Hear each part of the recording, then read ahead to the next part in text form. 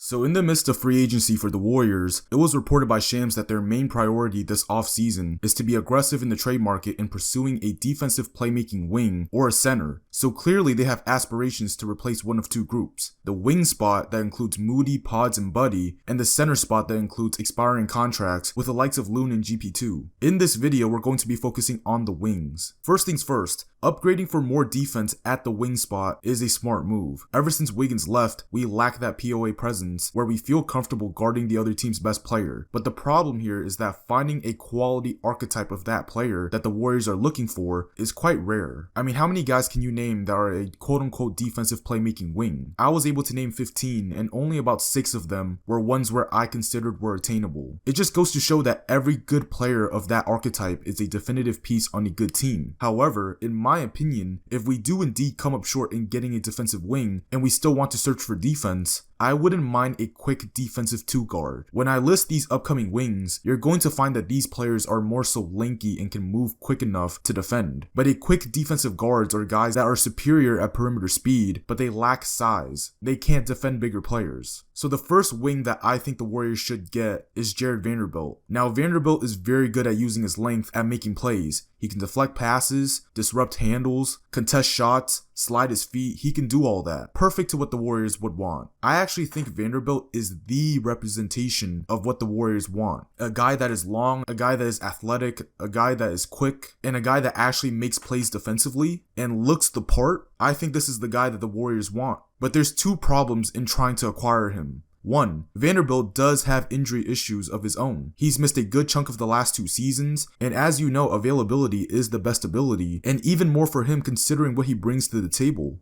2. He's very limited on offense. Can't handle the ball, can't shoot, can't score off the ball, etc. Not a great talent piece to this roster, but he is a good screen and roll and connective passer. A good offensive rebounder as well. To me, I view him as a better GP2. Better as in better at what GP2 does for the Warriors. Vanderbilt can do what GP2 does, but better. He'll certainly make an impact defensively, but offensively, he's going to be a player that defenses will ignore unless we actively involve him in the offense. So that means having him screen off ball or have him screen on the ball. But if we just park him in the corner and not have him do anything, at that point our defense will suffer. And not to mention him being on the court with Jimmy and Draymond, that's going to be 3 non-shooters on the floor, and that's also going to guarantee that Draymond is going to have to play the 5 and Jimmy's going to have to play the 4. The spacing on offense can get really mucked up. The second wing is Derrick Jones Jr. Jones Jr. can do exactly everything that I just said about Jarred Vanderbilt, but better in the sense that he's just way more athletic. The type of player that can get up off the ground easily and contest shots. He's also long as well. He's a much better shot blocker compared to a guy like Jarred Vanderbilt. He's a guy that can definitely provide a whole lot at the POA. He's also quite decent in guarding some of the bigger players in the league. Guys that like to get to the mid post, guys that like to bump and get to the rim. He's not great at that, but he can hold his own in that department. Offensively, he's a streaky shooter, but he is a good cutter off the ball. He's similar to JK in the sense that he can cut along the baseline, and as you know, he's a leaper to the point where he can be a lob threat. So in my eyes, a better GP2, I wouldn't say a better JK. I can definitely see him being in positions just diving and slipping off of screens and making connective passes. Essentially, if we're being honest, he's probably who Steve Kerr wants JK to be. Now the third wing is Ryan Dunn. Now I'm gonna be honest, this move is a very risky move considering Dunn is a young player, but in games where he was given a bigger role and given more minutes, he was very impactful for the Phoenix Suns. He's not so much a player who makes defensive plays, but he's displayed a ton of great potential in being a POA threat. The thing that I think can separate him from the pack is his discipline, so not being caught up in fouling players. A lot of young players can get drawn into that. But the main thing for me is his strength and his ability to wall up. I think he's quick and athletic enough to guard on the perimeter, but in the event where he has to guard a much bigger forward, he has to guard a Paolo Banchero, a LeBron James, a Jason Tatum, a Kevin Durant, I believe he can stand his ground and not get moved easily. His offense is still a work in progress. If we're being honest, he provides probably the same amount of value as Jarred Vanderbilt. But again, he's young, and through time, he can definitely be something more. The fourth wing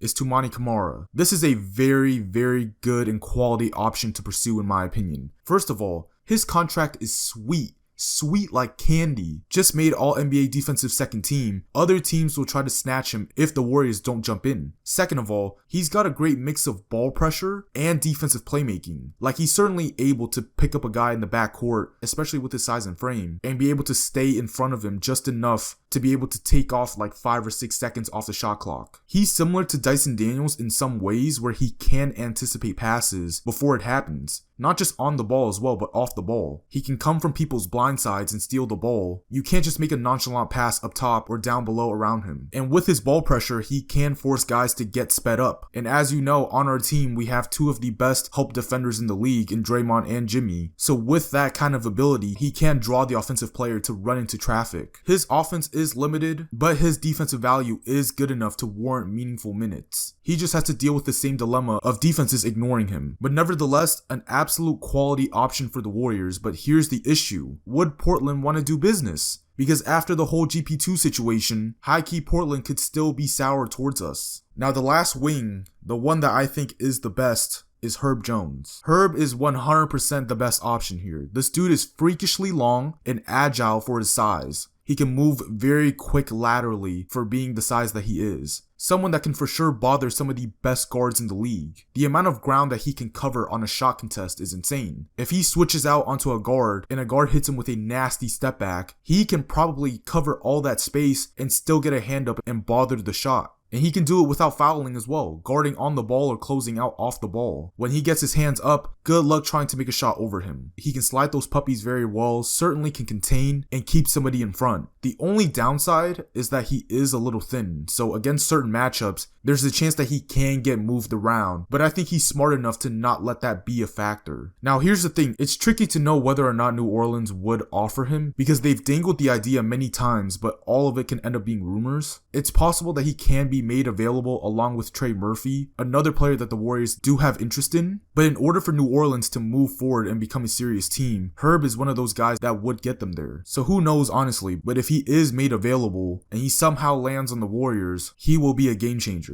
Alright, so let's get to the guards. The first guy that I think can help the Warriors is Lonzo Ball. Not the quickest guy, but what stands out to me is his angles. The ability to beat somebody to a spot when you get beat. So you don't try to slide back in front, you try to beat them to a spot downhill. On top of that, he's got great defensive hands. He can strip guys going to the rim and bother handles. He can also get into the passing lanes as well. But another thing about him is his vertical athleticism. So think about what I said about Derrick Jones Jr., but like down 1 or 2 levels. He can get up and block a jumper from a guard. He's not the biggest guy, so therefore he can't really guard bigger players, but in the events that he has to, he can hold his own. He can get low and establish a good base to where he'll use his hands to make plays. Again, fits what the Warriors would want. Offensively, he's turned into a respectable spot-up shooter, and he's got some nice off-the-dribble pop. So if he attacks a closeout, he can get into the lane and either finish or make kick-out reads. But the main concern is obviously his health, because I believe he got a meniscus transplant, and in general, he's always had issues staying on the court. But the idea of him as a backcourt alongside Steph is a winning formula. Him at the 2 alongside Steph, that's certainly something that would benefit the Warriors on both ends. Not to mention, he's a great passer, like a really good passer. Whether it's off the pick and roll or as a connective passer, he's a pass-first point guard that can make accurate passes. Not to mention, he's also a good rebounder as well. Honestly, now that I think of it, he's almost like a Swiss Army knife. Acquiring him would be huge. Next up, Keon Ellis.